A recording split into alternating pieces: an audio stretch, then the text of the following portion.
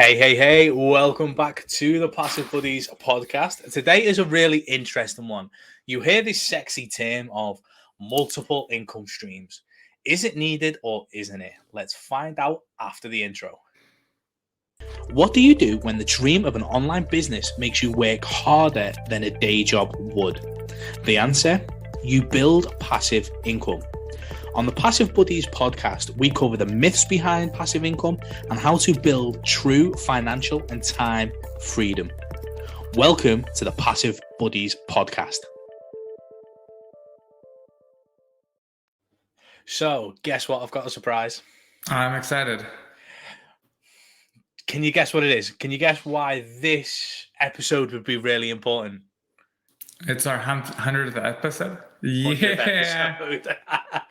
Nice. Just done the counting before I got in. I was like, right, 100th episode, baby. That's awesome. I'm excited. That went by quick, man. Flown, hasn't it? Absolutely flown. Considering the podcast only started in March, that is crazy. Yeah, and we only crank out a couple episodes a week, so that's been awesome. I'm so excited that this is our 100th episode. Oh, me too. I think it's, and you know what I mean? I think it's a really good topic for our 100th episode when it comes to passive buddies and passive income and all of those different things. Like, multiple streams of income is a term and a phrase that's banded about all the time, isn't it? It's like millionaires have 7 streams of income or multiple streams of income and this and that, and like your day job's not going to be enough. You're going to need multiple. Right. So is it true? Do you need more than one? So I think you do. And the reason being is that you're going to want to use leverage and the economies of scale. So for instance, once there gets to a point where you're getting so much money coming in, you need to redeploy that to make more money. Otherwise, it's just losing value because obviously we know with inflation, the price of things go up. And so that money is worth less. And so that's why once you have enough money coming in, to get a higher return from it, you need to redeploy it somewhere. And so if that's deploying it in your business to scale with ads. So for instance, we have money coming in, we're redeploying it on VAs and content producers so that we can scale our business to continuously what we're doing. So we're kind of just putting fuel on the fire. Another reason, so that would be like one stream of income that you're continuously growing. But what other people do also, like what we did, is when we were in the fitness industry, we were doing really, really well. And we needed to take that money, we were thinking long term, we needed to buy assets and use that money to reinvest into something else that we're hands off of. So the goal is to essentially have one stream of income that's making you all your money and continue with that one stream of income. And then at a certain point, diversify and buy the other 5 or 6 streams of income. Like if that's you making money from, say, the fitness industry, and then buying your real estate, stock dividends, health insurance as a vehicle, not health insurance, life insurance as a vehicle where you can borrow against it. So when you're growing a business or you're trying to reinvest into something, you want to build one stream of income and then buy the other 6. And I think it's the way I've seen it described in the past is like, if you've got like a chair and you've only got one leg and it's sat in the middle of the chair, like holding everything up. If that leg falls for any reason, like that chair is hitting the deck or that stool's hitting the floor, and you're in shit street, aren't you? Whereas obviously the more legs you can add to the more support you can add to your income streams, when things go bad in certain areas, like a business could go down, you might not be making enough online sales, like inflation's killing you, you've lost your day job or anything like that, the more legs you've got in support, like it's not going to scare you. Like you're not going to be in a position where you're like, oh crap, what do I do? So the more support you can put in place, obviously income stream wise, can definitely help and create more, as you say, more of a life of freedom. Right. But you don't want to build 20 income streams that are all making $10.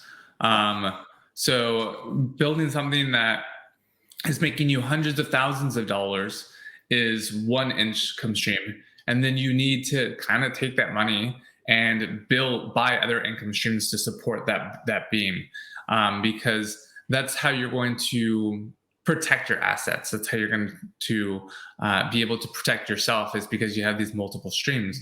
But you shouldn't also, like I said, you shouldn't have 20 income streams that all are making you $100 or $10. You need to find a few and then go hard in the paint on that one that's doing really, really well. Grow that up high, support it with your kind of your business and VAs and systems in place and automation, because that's going to help secure the business so that you can work on growing the business. And then you're going to diversify and buy other assets to support that business. If that's real estate, if that's stock dividends, that's where you're going to be buying long term and buying assets. Obviously, you're going to have different verticals within that business that is going to help you make more money. But in the long term, you definitely don't want to have like you look at like Amazon, for instance. They have Amazon, and then you have Jeff Bezos, who bought Zappos, has bought Whole Foods, has bought what is it, IMDb. They bought all these different companies that are their own established asset in a sense, and grows without him. And he doesn't need to really be in the day to day because he has this one stream of income, which is Amazon, and then he's bought other complementary businesses. And I think that's obviously, it's business acquisition is obviously one really good strategy, isn't it? Because if you can buy a business that is already generating cash, then Right. it's an easy win, isn't it? And if you buy businesses that then complement each other, like then like say for instance you had like one company, the best way I could sort of describe it is like, say you had an online business and you started buying real estate, and from real estate you could probably buy like a company that does the rentals, like does your rental Right. management. Then from there it could be like you could just spiral into complementary companies that could all Right. then help feed each other. And I think that's obviously like creating multiple streams, but as you say, it's that start, isn't it? It's getting that one income stream that produces enough for you to start then pushing it out into other places. Yeah, I mean, like you said, you buy complementary businesses. Like I have no idea, but I'm guessing, uh, like Jeff Bezos has Whole Foods so that his team gets like catered lunches every day, which then he can write off from one business, but then another business is growing. So it just allows for like kind of balancing all sorts of different things, reduces your cost of goods, increases employee happiness. So all these different things that you can do within buying these complementary businesses or buying other assets to buy back your time. So that for me, when I was a personal trainer, every new rental property that we would buy would essentially be taking one client off my schedule that I didn't have to work that week, because essentially it replaced that income. And so if you think of it that way, you're buying back your time so that you're 100% your time's bought back from you from other assets that are generating income without you having to do anything. So it's like Whole Foods generating all the income for that business and taking time away so that he can be completely hands off. So for me, like buying real estate would be the passive income that my property manager was generating for me, essentially hands off, and I was one less client that I had to work. So it's just the true freedom number is how much passive income to buy back all your daily life expenses. Okay, so it's a case of like, so once you've built up an income stream, like it could be like say an online business, like what would be the next thing you'd say for them to go for? Say the question one more time. So say you've built up an online business that's generating like 200k a year, and so you've got surplus cash there. Like what would be the next type of asset you would look at to bring in? I think it would depend on your current life situation If you have debt that is just eating up, like where you're barely making 200,000 in cash flow, then you obviously want to pay down those debt, because that's just eating up your free flowing cash flow. If you have like excess money that is going to no use and just sitting in your bank account, then you would have to figure out what is your favorite asset to invest in. So for me, mine's real estate, because I understand it. I understand that you can use leverage off of it, and you can buy a rental property and then borrow against it and then use that money to redeploy it. So there's a lot of ways to get into real estate, and there's a lot of ways to get out of real estate, and there's a lot of ways to hedge with real estate. Not only that, but you can put it in an IRA and do all sorts of fun things with the stock market with it. So it's a great way to, I think, kind of get all sorts of benefits out of real estate, versus just stocks, where you get it's just like paper and you can't really feel it, I guess. But you do get dividend drops, so it's kind of like rental money and cash flow in a sense. But you can borrow against it, which is kind of nice too. So there's all sorts of different ways you can get in. That's why it's important to also diversify. I would say buying a house, for me, we bought 10 rental properties before we bought a house. So I'm just really comfortable with real estate. And so that would be my first injection. But obviously it depends on where you live too, because if you're in the United States, you can get real estate on a 30-year lease, not a lease, 30-year mortgage, which I think in Canada is like 10 years.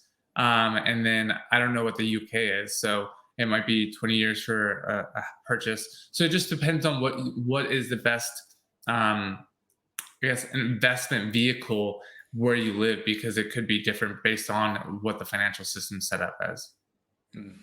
Okay, I've got it. Not a problem. So it's a case of like you're finding something that you're comfortable with or you want to sort of go at. Real estate is a really good one, and businesses are really good ones, aren't Yeah. you? Because it's like if you buy one of those two, as you say, because it's an asset, it's a cash producing asset. At that point, you can leverage off it, can't you? You can borrow more money using X and Y as like your collateral against it, and then obviously keep building and building out from there. Yeah, and I mean, ultimately, you can do that, and then you can do the same thing with business, and then take it private. Public, but I've never done that, so I can't really comment on it.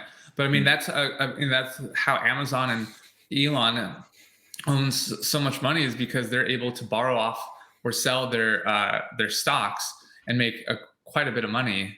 So it just depends on you. I mean, you can go invest in stocks. You can go invest in your business. There's so many avenues that can make it passive. It just depends on how passive you want it and what you really want to grow and how far. If it's building and buying more real estate, then do that and keep investing in real estate, because that's your ticket to freedom. If you think your business is your ticket to freedom, take it public. If you don't want to take it public and just want to take it private, then you can get funding for that to like venture capital and start getting investments that way. So there's so many ways. And then obviously by taking your money and hiring staff, hiring different verticals within the business that you don't need to work on, or buying real estate, or diversifying to protect your assets.